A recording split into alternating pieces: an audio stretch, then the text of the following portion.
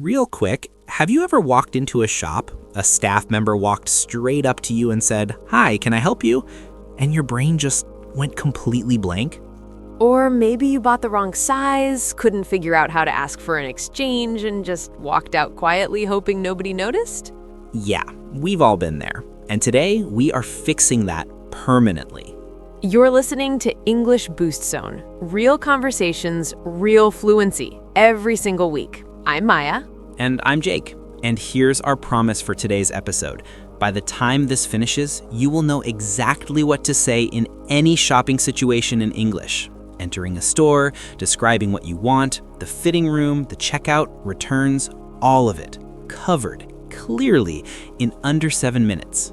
And if you're new here, welcome. Hit subscribe right now because every single week we put out episodes exactly like this one. Practical, natural English for learners who are serious about real fluency. No fluff, no filler, just language that actually works. All right, let's get into it.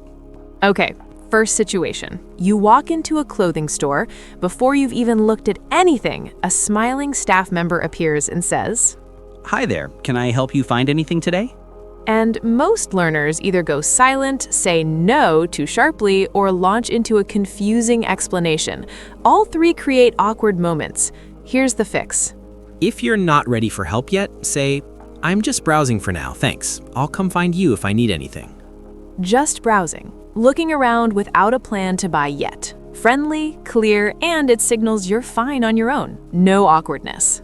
But if you do need help, try, "Actually, yes, I'm looking for something specific. Could you point me in the right direction?"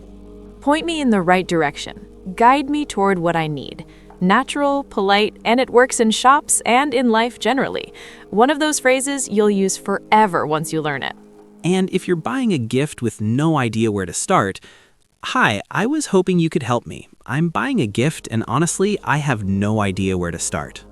Honest, warm, and immediately gets the staff member on your side. People respond well to that kind of openness. Second problem, you know what you want, you can picture it clearly in your head, but the words just don't come out right in English. This happens to almost every learner, and the fix is one incredibly flexible sentence structure. Listen to this. I'm looking for something casual, not too formal, just something I could wear every day. Something plus adjective and not too plus adjective. That's the pattern, and it works for absolutely anything. Something warm but not too heavy. Something stylish but not too loud. Learn this pattern and you'll never struggle to describe what you want again. When you're after something specific, I'm after a lightweight jacket, something I can layer over a t-shirt. I'm looking for, I want. Very natural, especially in British English. I'm after a size medium. I'm after something in navy blue. And when you saw something online but can't remember exactly what it was kind of like a long cardigan, but more structured. Does that sound familiar? Kind of like, similar to, resembling. This phrase saves you every single time you don't know the exact word. Use it without hesitation. Third situation, the fitting room. You've tried something on and it doesn't fit quite right. Most learners either suffer in silence or just put it back. Here's what to say instead. When it's too tight, "Hi, could I try this in a size up? This one's a little too snug." A size up, one size larger. Snug, tight, fitting closely. So much more natural than just saying it's too small. When you like the style but the fit is off, "I like the style but it's not quite right. Do you have anything similar with a looser cut?"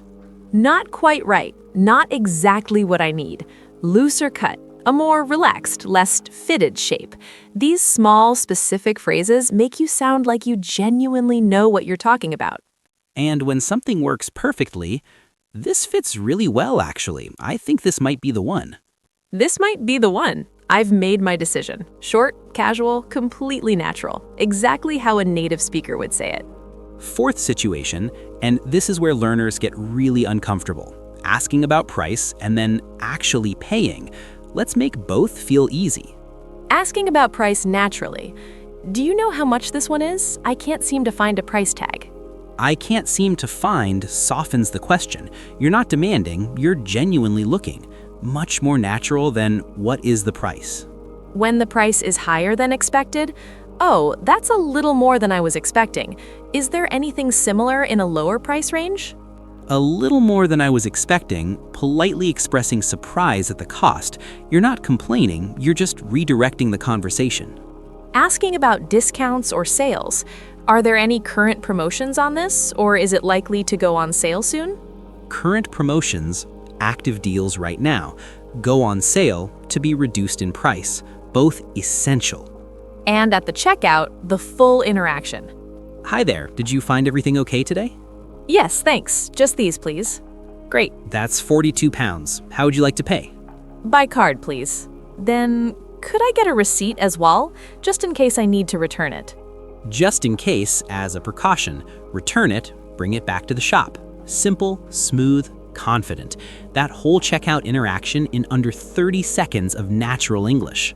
Last situation, and the one that makes most learners genuinely nervous, returning or exchanging something. You don't want to sound aggressive, but you do need to be clear. For a straightforward return, "Hi, I bought this a few days ago and I'd like to return it, please. It's not quite what I was looking for." Not quite what I was looking for. A gentle, non-confrontational reason. You don't need a long explanation. This phrase does the job perfectly. When there's a problem, like a defect, "I'm afraid this watch is faulty. I'd like to return it for a refund." "I'm afraid," a polite softener before raising a problem. Defect, a fault or flaw. Much more professional than saying it's broken or it's damaged. When you don't have the receipt, "I don't have the receipt on me right now, but I paid by card. Would you be able to look it up?" On me, with me right now, and offering the card payment as a solution shows initiative. You're not creating a problem, you're helping solve one. And when you want an exchange rather than a refund, "I don't necessarily want a refund. I'd prefer to exchange it for a different size if that's okay." I don't necessarily, I don't specifically. I'd prefer a gentle way to express what you want. Polished, clear, and completely natural.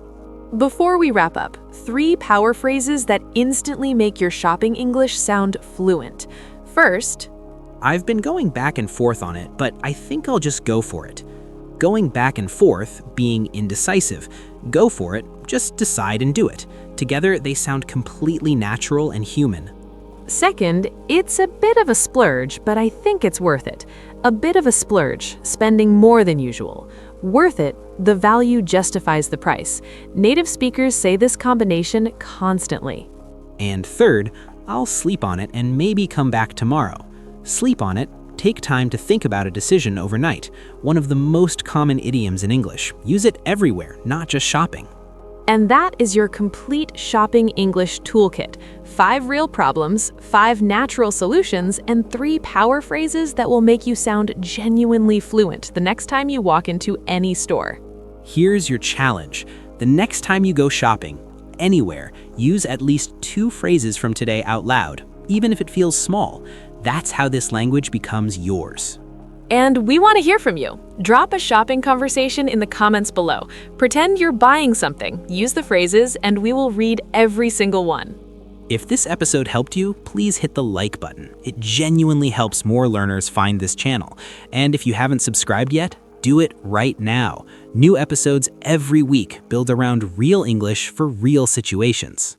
Next week, we're covering how to talk about your health and visit the doctor in English. And trust me, that vocabulary is one you absolutely need before you need it. Until then, keep listening, keep practicing, keep growing. I'm Jake. I'm Maya.